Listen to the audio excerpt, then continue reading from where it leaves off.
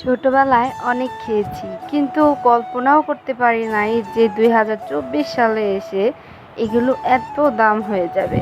চিন্তা করেন, এখানে কতটুকু জিনিস, এক পোয়া এক পোয়া জিনিস নিয়েছে 60 টাকা। আর আগে ছোটবেলায় কত বানিয়ে বানিয়ে খেয়েছি, কিনে খেয়েছি। আসলে দিন যত যাচ্ছে সব জিনিসের দাম ততই বাড়ছে। তো এগুলো বলে লাভ নাই। বাসায় আনলাম, এনে ঢাললাম, দেখি মাত্র কয়েকটা। ছেলে বায়না করতেছিল, সেই দিন বাজারে নিয়ে গেছি, আমি এক দোকানে কিছু জিনিস কিনতেছি, তো ছেলে বলতেছে যে মা আমি এগুলো খাবো।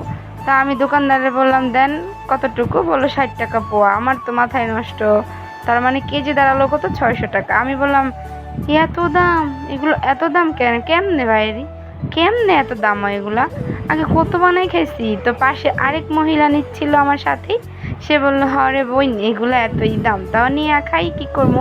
ওই মহিলাটা হয়তো চাকরি করে, তো গার্মেন্টসে অবসর বসে টাইমে বসে বসে খায়, ভেজে নিয়ে যায়।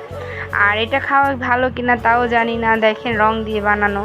তা আমি ভাবলাম নেই আজকে অল্প কয়টা, পরে যখন সময় পাই তোমাকে বানাই দিব নি। তো তারপরে যে আমি আর ছেলে এগুলো মিলে মিলে গুনতেছিলাম, গুনে দেখলাম মাত্র 10-12টা ছিল।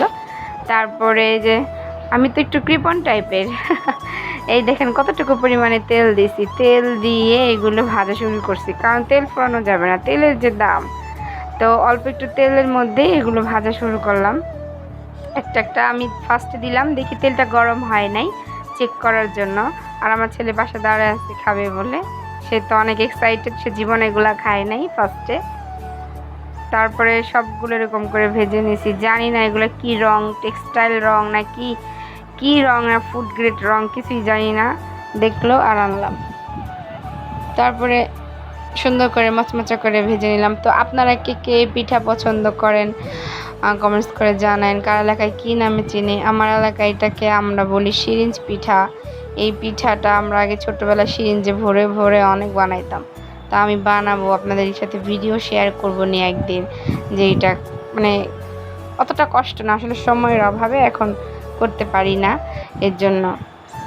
তো যারা আমার চ্যানেলটিকে নতুন দেখতেছেন, আমার চ্যানেলটিকে সাবস্ক্রাইব করে লাইক কমেন্টস করে আমার পাশেই থাকবেন। আর যারা পুরাতন তাদেরকে অসংখ্য ধন্যবাদ আমার ভিডিওটি দেখার জন্য। আর সবাই আমার ফেসবুক পেজটা ফলো করবেন, লাইক কমেন্টস করবেন, শেয়ার করবেন, অন্যকে দেখার সুযোগ করে দিবেন। এই দেখেন একদম মচমচা ভাজা। তো আল্লাহ হাফেজ।